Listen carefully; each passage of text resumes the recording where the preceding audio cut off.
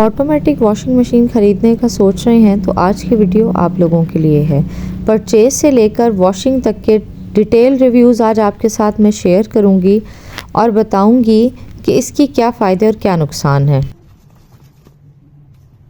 जैसे कि आपको पता है कि विंटर रेसिपीज़ का सिलसिला चल रहा है और मैं आज आपके साथ शेयर करूंगी जी हाउ टू मेक गाजर की बर्फ़ी एट होम। सो देर किए बगैर आज के व्लॉग का आगाज़ करते हैं। आउज़बिल्लाहिमिनश्शैतानिर्रजीम। अस्सलाम वालेकुम। कैसे हैं आप सब लोग? मैं उम्मीद करती हूँ कि आप सब खैरियत से हों और ईमान की बेहतरीन हालत में होंगे।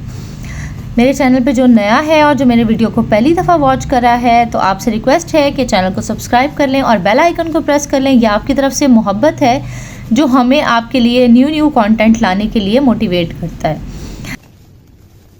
जहाँ सर्दियों के और बहुत सारे फ़ायदे होते हैं, वहाँ एक फ़ायदा ये भी होता है कि अगर आपने बहुत सारी सब्ज़ी इकट्ठी मंगवा ली है और आपने उसको स्टोर कर लिया है तो वो इतनी जल्दी ख़राब नहीं होती, क्योंकि बाहर का मौसम भी ठंडा होता है। फ्रिज में ना भी रखें तो वेजिटेबल्स 2 या 3 दिन आराम से बाहर भी सर्वाइव कर लेती हैं।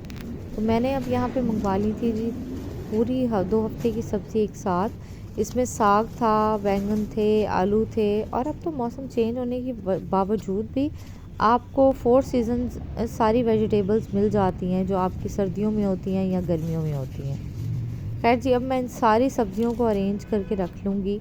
कुछ को मैंने बास्केट्स में डाला है, अगर वो बास्केट्स में डालने वाली थी तो, और अगर फौरी बनाने वाली थी जैसे कि साग और पालक है तो मैं इसको भी काट के धो के इनको स्टोर करने के लिए रखूँगी। और इंशाल्लाह ये मैं आपके साथ नेक्स्ट व्लॉग में शेयर करूँगी कि मैंने साग को किस तरह से स्टोर किया और किस तरह से मैंने उसको कुक किया और कितने शॉर्ट टाइम में मैंने उसको बनाया। जैसे कि वीडियो के थंबनेल से आपको आइडिया हो गया है कि आज हम बात करेंगे जी ऑटोमेटिक वॉशिंग मशीन के यूज़ पे, उसकी पॉजिटिव और नेगेटिव इफ़ेक्ट पे, साथ में इसकी परचेज़ और उसका डिटेल रिव्यू भी मैं आज आपके साथ शेयर करूँ। सबसे पहले बात करते हैं जी इसकी परचेज़ पे। अगर आपकी फ़ैमिली छोटी है तो फिर तो आपको 8 to 10 kg इनफ है, लेकिन अगर आपकी फ़ैमिली बड़ी है और कपड़ों की क्वांटिटी ज़्यादा होती है तो फिर आपको 10 से अबव केजी के बारे में सोचना चाहिए।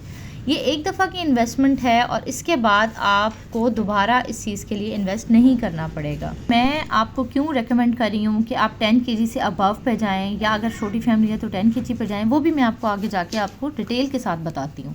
पहली बात तो ये कि मैनुअल वॉशिंग मशीन का टब बड़ा होता है, आप उसके अंदर जितने भी कपड़े डालना चाहें आप उनको एक चक्कर में घुमा के निकाल सकते हैं, लेकिन ऑटोमेटिक वॉशिंग मशीन में आपके पास निकालने की ऑप्शन नहीं होती। और यहाँ तक कि अगर आपने एक दफ़ा कपड़े डाल दिए और आपने उसके साथ सर्फ ऐड कर दिया तो वो आपको अब जब रेडी देगी कपड़े तो वो ऑलरेडी स्पिन हुए हुए, खंगले हुए, जिसको हम कहते हैं कि हमने पानी से गुजार लिए, और कंप्लीट मतलब आपको बिल्कुल भी किसी चीज़ के अंदर भी एक दफ़ा सर्फ, कपड़े और टाइम सेट करने के बाद आपको किसी भी चीज़ की ज़रूरत नहीं है कि आप दोबारा इसके अंदर ऐड करें।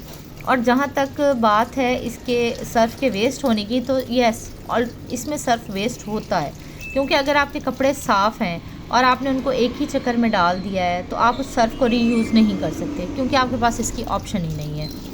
सेकंड बात ये कि ये स्लो चलती है। स्लो चलने की वजह से आपको हर कपड़े को बाकायदा शर्ट्स के बटन खोल के, कफ के बटन खोल के आपको इसके अंदर कपड़ा ऐड करना पड़ता है, और कपड़ों को बैलेंसली राउंड शेप में आपको इसके अंदर ऐड करना पड़ता है। अगर आपने रेंडमली, जैसे हम मैनुअल में कपड़े डालते हैं, इस तरह से कपड़े डाल दिए तो जो कपड़े नीचे हैं वो तो बेहतर साफ़ हो जाएंगे, लेकिन जो कपड़े ऊपर हैं वो साफ़ नहीं होंगे, क्योंकि इसके अंदर 20 मिनट से ज़्यादा का टाइम नहीं है।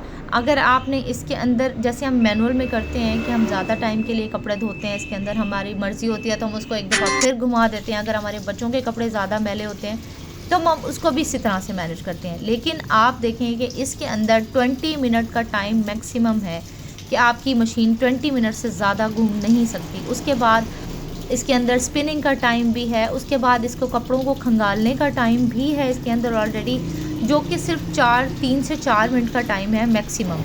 उससे लेस तो हो सकता है लेकिन उससे अप नहीं हो सकता। और इसके अंदर बॉक्स की ऑप्शन है, आप बॉक्स में अगर सर्फ डालते हैं तो वो पानी से गुजर के नीचे आता है, लेकिन उसके बावजूद अगर सर्फ के ग्रेन्यूल्स उसके अंदर डिज़ोल्व नहीं हुए तो आपके कपड़ों के ऊपर उसके स्टेन्स रह जाते हैं।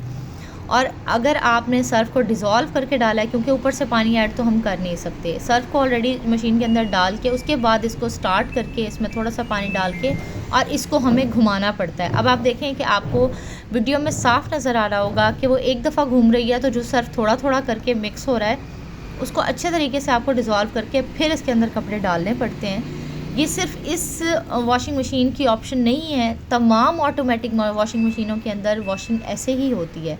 और अगर आप इसको चाइल्ड पे भी बच्चों के कपड़े धोते हैं तो आपको मैं दिखाऊंगी कि बच्चों के कपड़ों की जो सॉक्स हैं और जो बच्चों के कपड़ों के नीज़ के ऊपर स्टेन्स होते हैं और वो ये सारी चीज़ें ये प्रॉपरली क्लीन नहीं होती। ये एक फ़ैक्ट है जो इसका हमें मजबूरन कॉम्प्रोमाइज़ करना पड़ेगा, सिर्फ इसलिए कि हमारी बॉडी एफ़र्ट नहीं लग रही और हमारी बॉडी एफ़र्ट बहुत कम यूज़ हो रही है। लेकिन बहरहाल आपको इसका सुकून है, आपको खड़ा नहीं होना पड़ता, आप एक दफ़ा सब कुछ सेट करके चले जाते हैं और सिर्फ आपने कपड़े निकाल के और सिर्फ डालने होते हैं।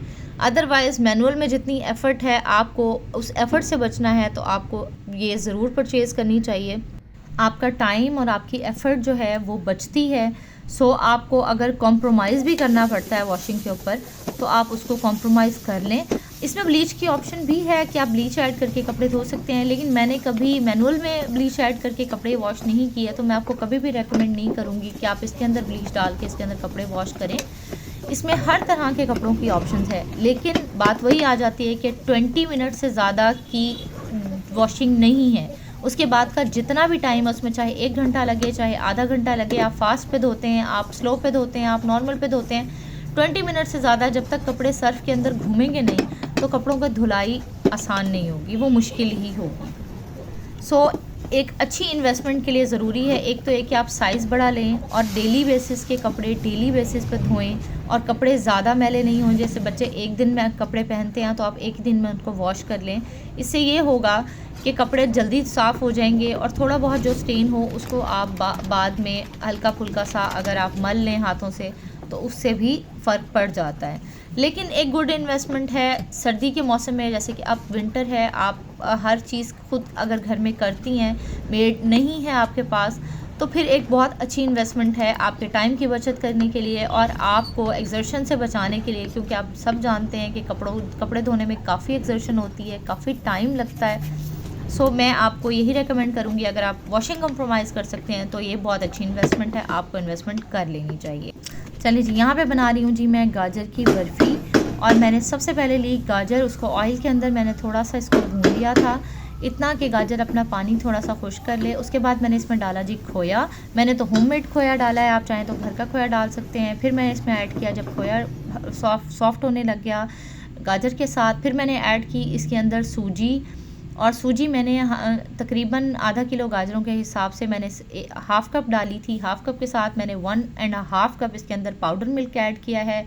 चीनी मैंने अकॉर्डिंग टू टेस्ट ऐड की है। इसको मैंने भून लिया है और थोड़ा सा मैंने इसके अंदर पानी ऐड किया है। इसका आपने बहुत ख्याल रखना है, पानी ज़्यादा ऐड किया तो आपको इसको भुनाई में बहुत टाइम लग जाएगा और आपको टाइम लगेगा तो फिर आपकी एफ़र्ट लगेगी। और मैंने अभी पीछे कहा कि आप अपनी एफ़र्ट बचाया करें और बहुत सारी चीज़ों के लिए उसको इस्तेमाल किया करें। खैर मैंने इसको भून लिया था। भूनने के बाद जब इसने हल्का सा ऑयल छोड़ना शुरू कर दिया कढ़ाई के अंदर, तो मैंने अब इसको डाला है जी बटर पेपर के ऊपर और मैं अब इसको रख दूँगी जी गरम गरम को। मैंने इसके अंदर पिस्ते और ड्राई फ्रूट्स ऐड किए हैं। गरम गरम को रखूँगी इस तरह से कि ये ठंडी हो जाएगी। जब ये ठंडी हो जाएगी तो मैं इसको क्यूब्स में काट लूँगी और उम्मीद करती हूँ ये रेसिपी आपको बहुत पसंद आएगी।